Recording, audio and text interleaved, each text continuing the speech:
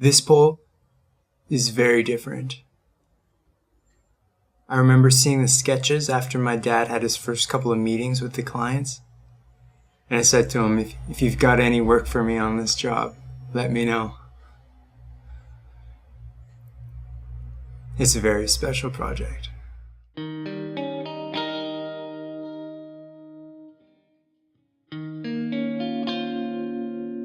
I've been involved with carving all my life, but it picked up around 2002. My dad had a big commission and he would get me in once every week or 2 weeks to sweep up wood chips. It took me the whole day to finish. Coincidentally, I think I was getting paid by the hour.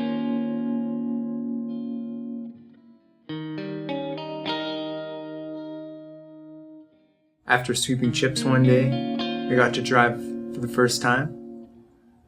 My dad let me drive the old family van in the parking lot. Pretty awesome.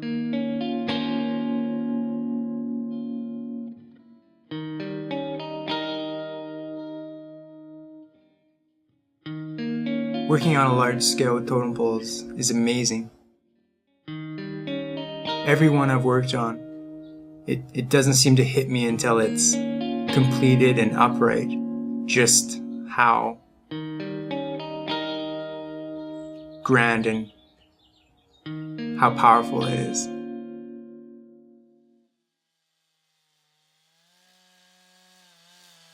You make mental adjustments because it does take more time to rough out certain steps and get it to where you want it.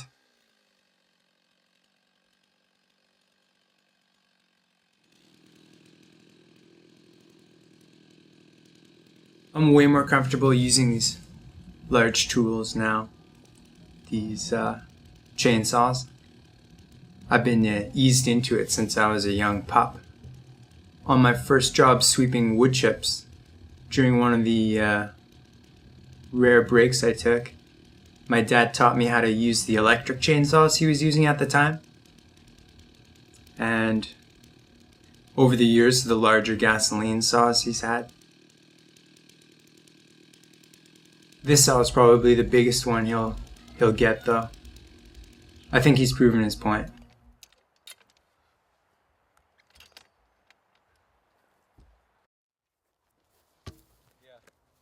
They say a man's chainsaws define him.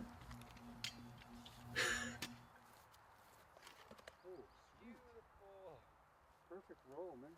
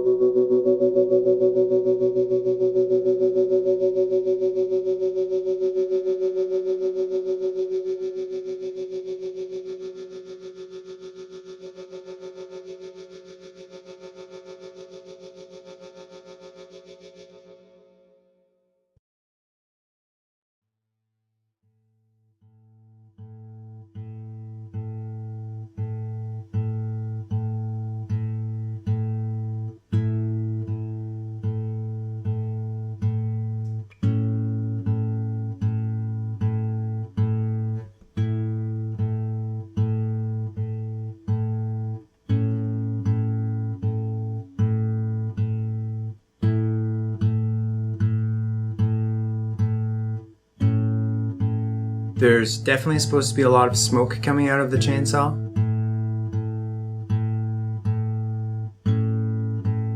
More smoke coming out of a machine, the better. That's what I always say.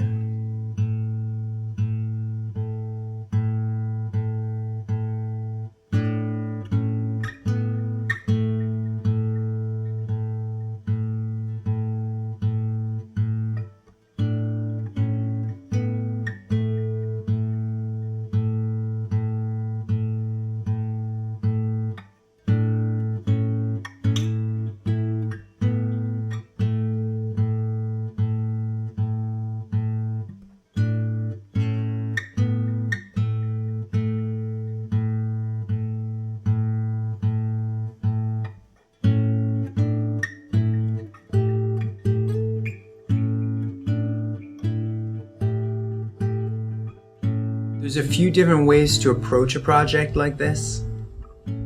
One of them is to do a scale drawing. Another is to do a miniature model. Each way you take your measurements off of it and basically helps you. This particular job, we had a model. My dad cooked up a 1/53rd scale model. The conversions were tricky, definitely interesting. When he says this is how we're gonna do it, you don't argue.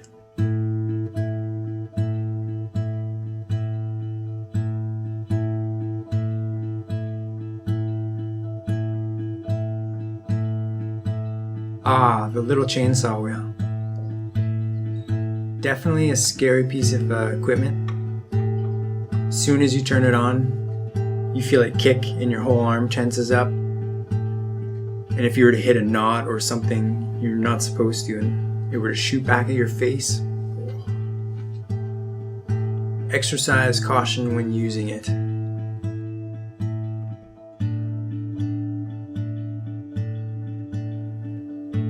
It originally had a safety guard on it, but we removed it.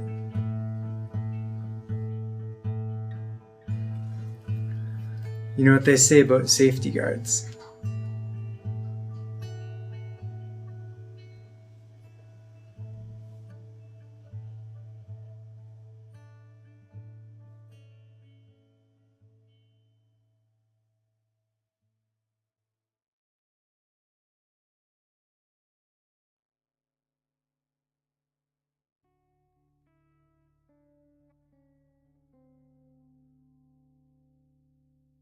This job, no injuries. Actually, I cut my leg. It was either on a wild follow-through with a large push chisel,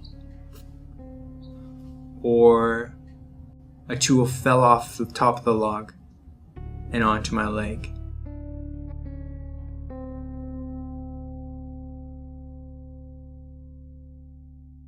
I would say any job you don't have to go to the hospital or get stitches for, I would consider that a safe success. I started my totem pole carving career off with a bang.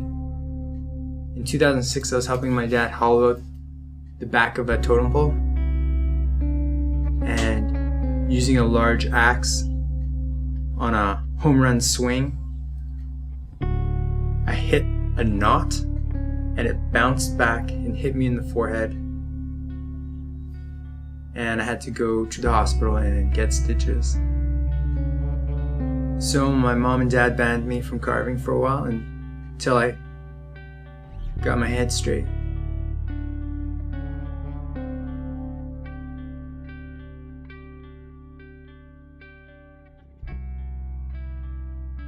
Do I worry about making mistakes?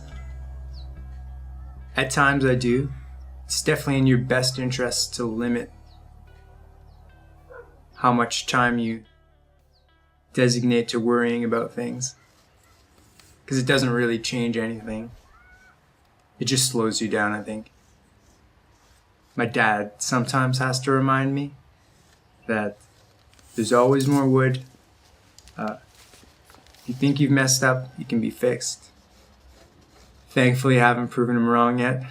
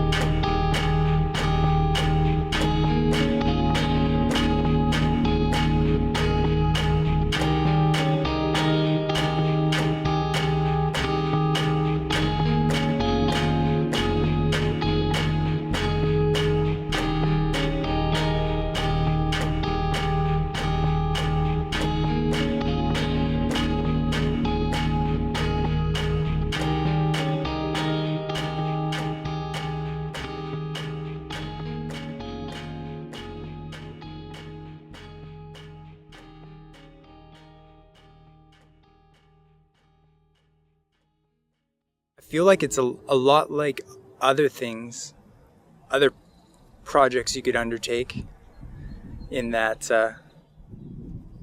at times certain tasks become tedious over time, and you find, well, I find myself wanting to move on to the next phase. Like, if we've been using chainsaws for 2 weeks, I just can't wait to get into the hand tools and do some adzing.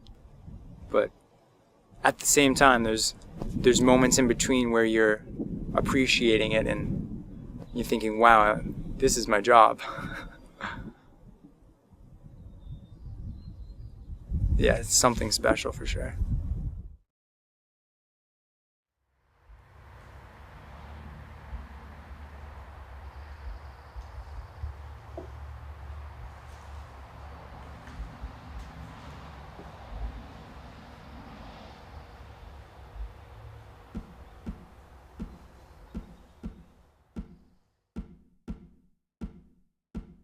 We had a little bit of trouble finding decent help with painting, but you work with what you got, so.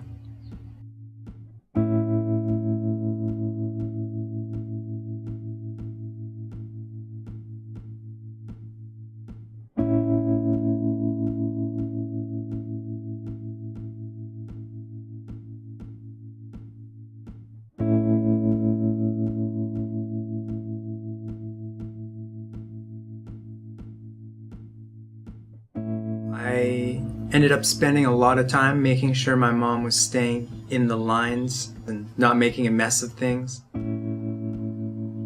And when she would slow down or lose focus, I would poke her with a broomstick.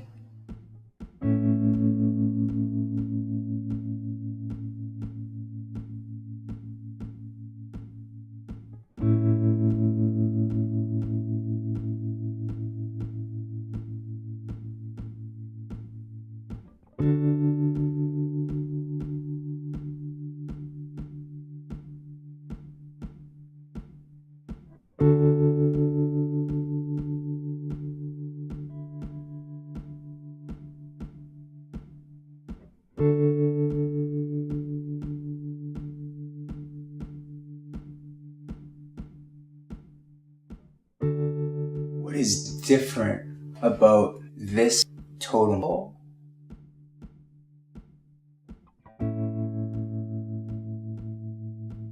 The colors are unusual, and the way the eagle's head is tilted. Should I keep going? No? Okay.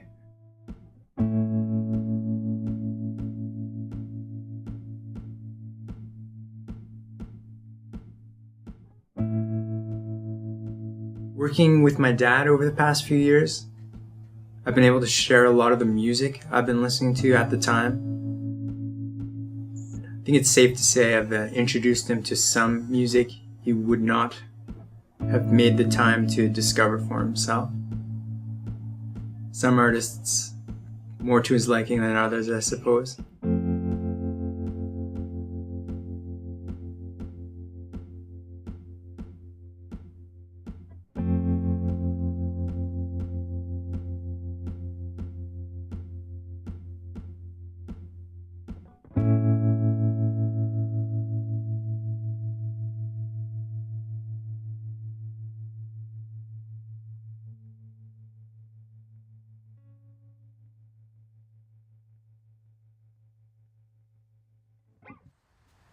This is Jesse Brillon.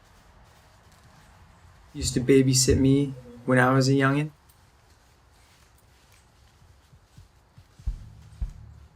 I had to make sure he was doing it right, make sure he wasn't making any mistakes, slopping the stain around. So it's kind of like we traded roles. I was babysitting him now.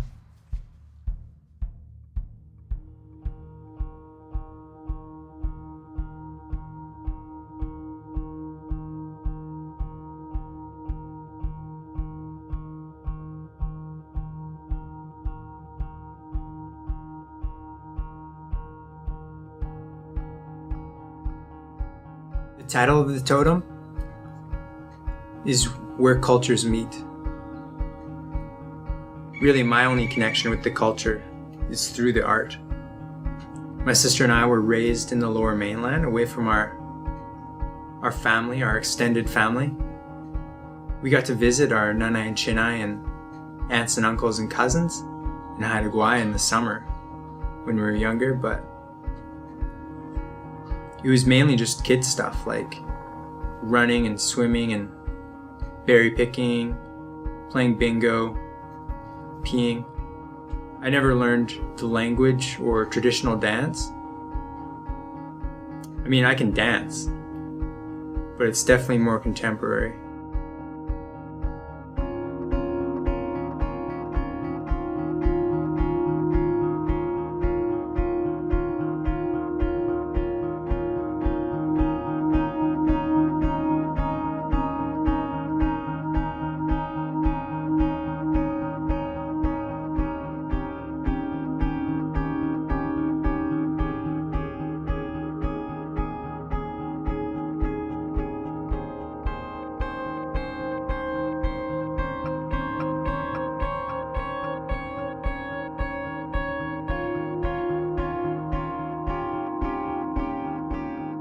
With the installation, the pole arrived a little bit later, an hour or so later than I think anyone anticipated.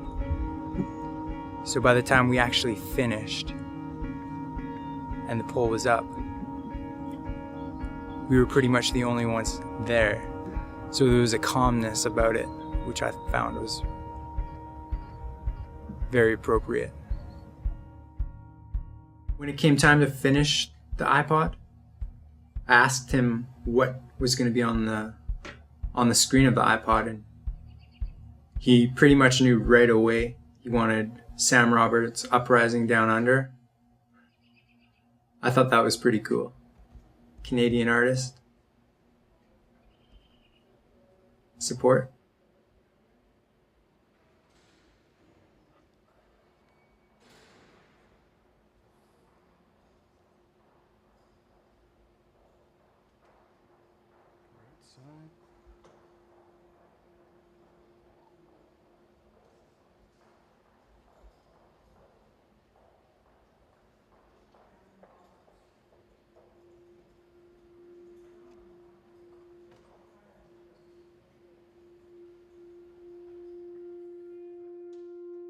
What I see from incorporating technology into the totem pole is a friendly reminder that you've got your First Nations stereotype and you've got how people are actually living now, which is using technology through their art and daily lives.